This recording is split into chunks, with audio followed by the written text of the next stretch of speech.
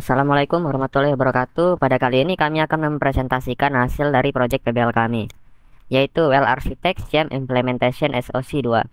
Sebelumnya kita perkenalan terlebih dahulu, ada Pak Nur Cahyo atau Pak Anung selaku manajer proyek kami. Lalu ada saya Sandi Ridho Ilahi di sini sebagai ketua dan juga melakukan implementasi CM di dalam infrastruktur kami. Lalu ada Fajar Budiman sebagai anggota yang mengimplementasikan DNS. Lalu ada Vincent yang mengimplementasikan cloud. Lalu ada Muhammad Mirza yang mengimplementasikan interkoneksi seperti NAT, port forwarding, routing, dan switching. Lalu ada Alisa yang mengkonfigurasi web server beserta security-nya. Dan terakhir ada Hartanto yang mengkonfigurasi database beserta security-nya. Jadi proyek kami ini adalah membuat sebuah arsitektur yang mengimplementasikan CM. CM adalah teknologi yang kuat menggabungkan manajemen informasi keamanan dan manajemen peristiwa keselamatan. Pada proyek ini kami membaginya dalam 4 tahapan. Yang pertama adalah konsep, itu adalah persiapan yang dilakukan pada tanggal 25 Agustus sampai 30 Agustus. Lalu ada tahap desain pada tanggal 1 September sampai 4 September. Lalu ada tahap implement pada tanggal 5 September sampai 1 Desember. Dan terakhir adalah tahap operate dan testing pada tanggal 4 Desember sampai 15 Desember. Untuk selanjutnya akan dilanjutkan oleh rekan saya. Berikut merupakan topologi yang kami buat.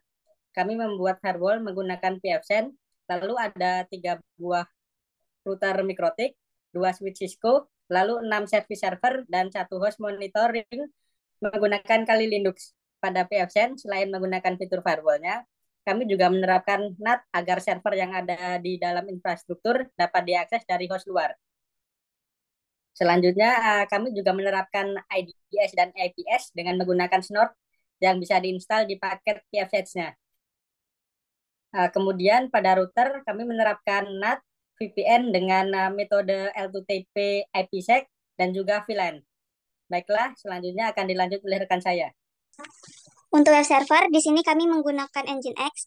Di dalam Nginx, kami aplikasikan mode security dan juga dikolaborasikan dengan OWASP Top 10, CRS atau Core Rule Set yang digunakan untuk melindungi web aplikasi dari serangan-serangan web seperti SQL injection, cross-site scripting, atau XSS, ataupun serangan lainnya. Oke, selanjutnya saya kembalikan ke rekan saya. Baik, selanjutnya kami juga mengimplementasikan service dari cloud ya. Cloud yang kami pakai di sini adalah Nextcloud. Nextcloud sendiri itu aplikasi atau software open source yang memungkinkan kita untuk mencadangkan atau menyimpan data di dalam cloud. Dan tidak hanya menyimpan atau mencadangkan data, tapi juga memungkinkan kita untuk berbagi data atau berbagi berkas dengan user lain yang ada di dalam cloud tersebut.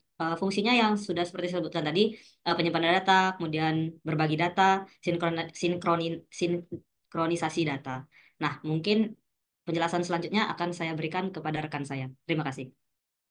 Di sini kami menggunakan database PostgreSQL. Kami menggunakan database Postgres karena skalabilitas besar, mudah dikembangkan, serta dokumentasi yang lengkap dan mendukung banyak bahasa pemrograman.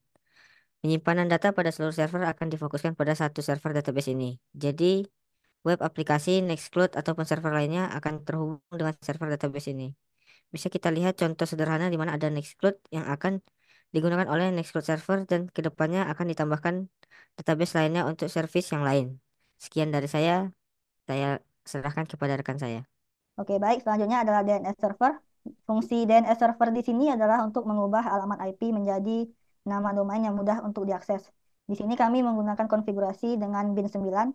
Dapat dilihat, kami membuat sebuah domain name dengan nama cloud.rks308.com dengan alamat IP 172.22.33.4, yang mana ketika kita mengetikkan nama domain pada browser, maka domain tersebut akan langsung diarahkan ke alamat IP yang dituju. Sekian dari saya serahkan ke teman saya. Untuk selanjutnya adalah CM. Di sini kami menggunakan Wazoo. Wazoo sendiri terdiri dari 2 bagian. Yang pertama adalah Wazoo Server dan kedua Wazoo Agent. Di sini kami sudah menginstal 5 agen, yaitu DNS, REST API, database, web server, serta cloud. Dan juga kami sudah menambahkan notifikasi real time ke dalam grup Telegram kami. Jadi setiap ada log yang rule levelnya di atas 10, maka bot akan mengirimkan pesan ke grup Telegram kami. Dan juga di web server lapor ombak yang kami buat juga mengirimkan notifikasi ke grup kami jika ada yang melakukan submit finding. Selanjutnya akan dijelaskan oleh rekan saya. Baik, selanjutnya ada beberapa obstacles atau masalah yang kelompok kami alami selama proses pengerjaannya. Jadi permasalahan atau obstacle pertama itu adalah problems in managing time, karena kami semua itu adalah orang yang bekerja, jadi ada kesulitan untuk menemukan waktu atau mengatur waktu antar kelompok, antar tim. Nah, kemudian ada constraints in resources, itu karena ada keterbatasan sumber daya peralatan atau hardware seperti komputer atau laptop. Komputer misalnya ada keterbatasan core atau penyimpanan dari lab yang kami gunakan. Kemudian bugs in systems and devices. Tentu saja bug pada sistem dan device itu akan selalu ada. Nah, ini juga termasuk obstacles ya, karena misalnya hari ini sudah bisa, terus dicoba untuk selanjutnya ada bug yang tiba-tiba muncul. Nah, ini akan menghambat atau menambah waktu dari pengerjaannya aplikasi tersebut. Selanjutnya ada action and plan for the next stage. Jadi setelah hasil SOC kami ini jadi, ada beberapa action atau perencanaan yang mungkin akan kami lakukan ke depannya. Mungkin untuk CM upgrade, ya untuk monitoring kami akan mengikut sertakan HIVC atau Cortex atau Threat Intelligence ke dalam arsitektur kami. Kemudian ada juga optimization networking to be more efficiency and secure. Jadi ada pengoptimalan jaringan agar jaringan tersebut lebih efisien dan lebih aman daripada topologi jaringan atau daripada service jaringan yang kami sediakan pada saat ini. Mungkin sekian dari saya. Untuk selanjutnya saya serahkan kepada rekan saya. Demikian itu saja yang dapat saya sampaikan. Jika ada kesalahan dan kekurangan, saya mohon maaf. Terima kasih.